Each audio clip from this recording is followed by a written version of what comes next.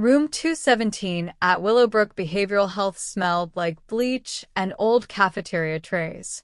The walls were eggshell, the window barred with decorative iron that fooled no one. Nia Thompson sat cross-legged on her vinyl mattress, doing push-ups with the slow precision of a metronome. 143. 144. Her biceps flexed like cables under skin the color of strong coffee. 10 years of this, every day since she was 16, and her body was a weapon wrapped in hospital scrubs. She wasn't supposed to have visitors on Tuesdays, but the intercom crackled anyway. Thompson. Visitation. Nia wiped sweat with the hem of her shirt and walked the fluorescent corridor like a boxer entering the ring. The guard buzzed her into the plexiglass booth. On the other side sat her identical twin, Lisa. Same heart-shaped face, same wide brown eyes, same everything except the light behind them. Lisa's was dim. Hers burned. Lisa wore a lavender cardigan despite the July heat, collar buttoned to the throat. She clutched a paper bag from Whole Foods like a life raft. Hey, me. Nia didn't sit. Take off the sweater. Lisa's fingers fluttered to the buttons. It's air-conditioned in here. Take it off. The sweater slipped. Bruises bloomed across Lisa's collarbone, fresh purple, yellowing green, a thumbprint on her throat like a brand. Nia's pulse roared in her ears. Who? Lisa's voice cracked. Brad. And his mom. And Courtney. They say Sky's too loud. That I spoil her. She swallowed. Yesterday Brad threw her sippy cup at the wall because she asked for juice. Nia's fists opened and closed. 10 years of therapy, of breathing exercises, of managing impulsivity, and still the beast inside her stretched, hungry. Swap with me, Nia said. Lisa laughed. Wet, broken. You're in a psych ward. Exactly. They think I'm you. You think I'm me. 1 hour. That's all I need. Lisa stared. The guard outside checked his watch. 43 minutes left. They moved like mirror images. Hair tucked under caps. Scrubs for Lisa. Cardigan for Nia. Lisa's wedding ring slid onto Nia's finger. Too tight. Perfect. The guard barely glanced up from his phone. Mrs. Whitmore, he mumbled, buzzing Nia out. Lisa stayed behind, knees to chest, practicing Nia's 1,000-yard stare. Nia stepped into the parking lot. The air tasted like asphalt and freedom. A silver minivan idled, Lisa's, borrowed from the neighbors. Nia adjusted the rearview mirror and saw her sister's bruised reflection staring back. Game on. The Whitmore house sat at the end of a cul-de-sac lined with McMansions and passive-aggressive lawn signs. We call the police and soccer mom loading zone.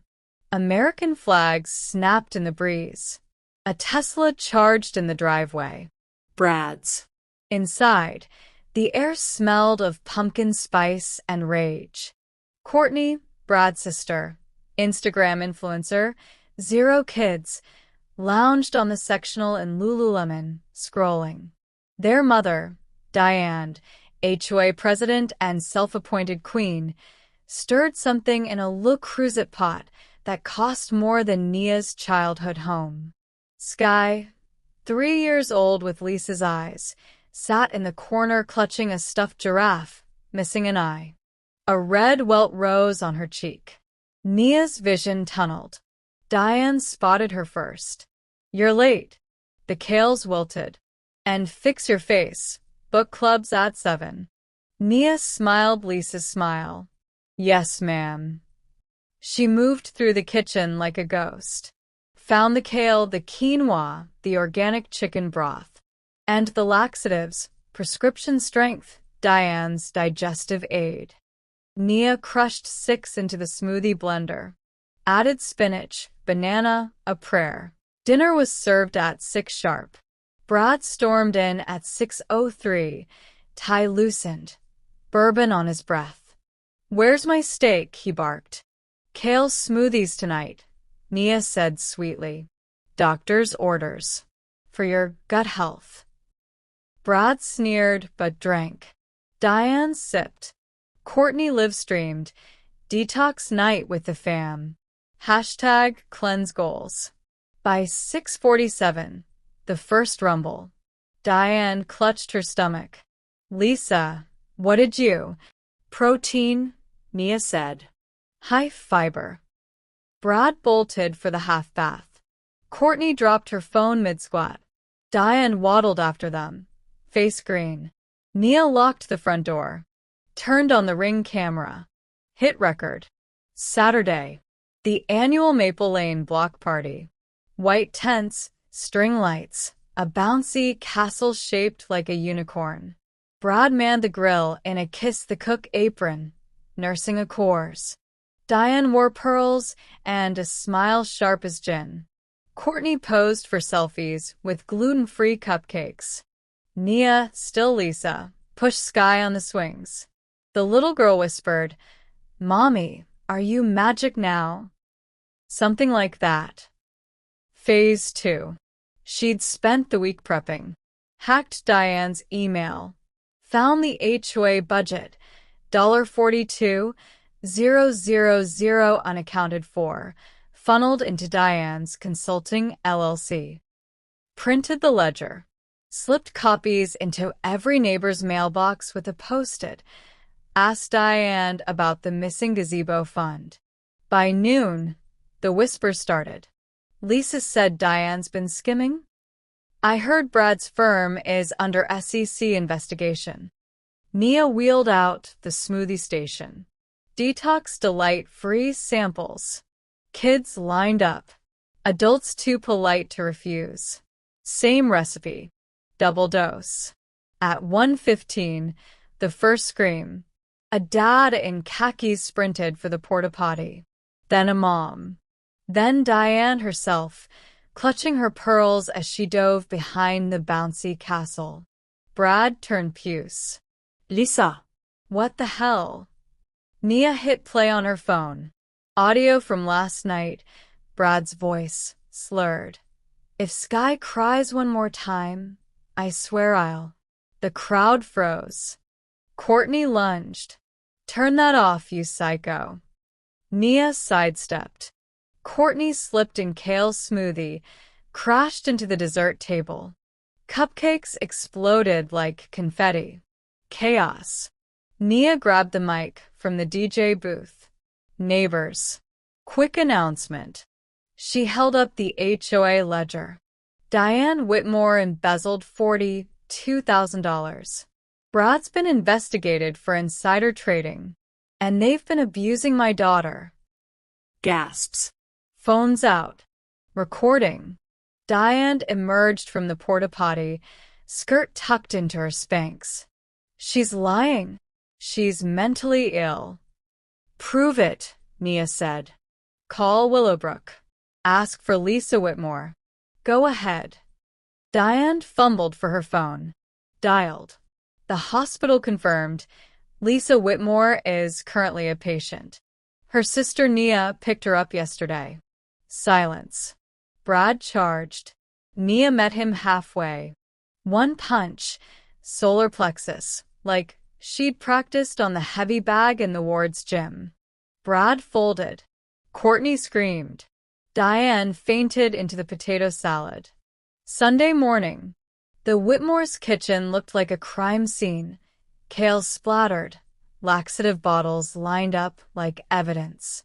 Oakbrook PD sipped coffee while Nia laid out photos. Sky's welt, Lisa's bruises, medical reports time-stamped over 7 years. Brad sat handcuffed to a bar stool. Diane and Courtney sobbed on the sectional. The lead detective, a woman with kind eyes, closed her notebook. "We'll need statements. But this looks open shut." Nia slid a document across the marble island. "Divorce papers." Custody agreement. A settlement demand, $750,000, $500K for Sky's trust, $250,000 for pain and suffering. Diane whimpered. We don't have. You do, Nia said. Offshore account. Cayman Islands. Routing number ends in 7742. I found it in your desk. Along with the affair emails, Brad. With your secretary. And the nanny cam footage of you shoving Lisa into the pantry. Brad went gray. The detective raised an eyebrow. Blackmail. Negotiation, Nia corrected. They sign. The videos stay private. They don't. Well, TikTok loves a good suburban takedown. 3 days later, a black SUV idled outside Willowbrook. Lisa stepped out in jeans and a smile. Real this time. Sky ran to her, arms open. Nia followed, duffel bag slung over her shoulder, $750,000 wire confirmation on her phone. The director met them at the gate. Nia Thompson, discharged. Full remission. Lisa hugged him. Thank you for keeping me safe. They climbed into the SUV, rented with settlement cash. Destination, a condo in the city, Lake Michigan view, no HOA. As they pulled away, Sky asked, Auntie Nia, are you still crazy? Nia laughed. Only on Tuesdays.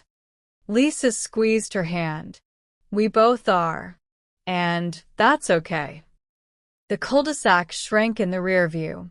Diane's lawn sign fluttered. Beware of dog. Someone had sharpened beneath it. Beware of twin. The condo smelled like coffee and crayons. Sky's artwork covered the fridge. Stick figures labeled Mommy, Auntie Me. Lisa taught sewing classes at the community center. Nia studied law online, top of her class. On Tuesdays, they drove to Willowbrook. Not as patients, as volunteers. Nia led self-defense workshops. Lisa ran support groups for domestic violence survivors. One evening, a new patient, a woman with Lisa's old eyes, asked, How did you do it? Escape? Nia smiled. I didn't escape. I swapped.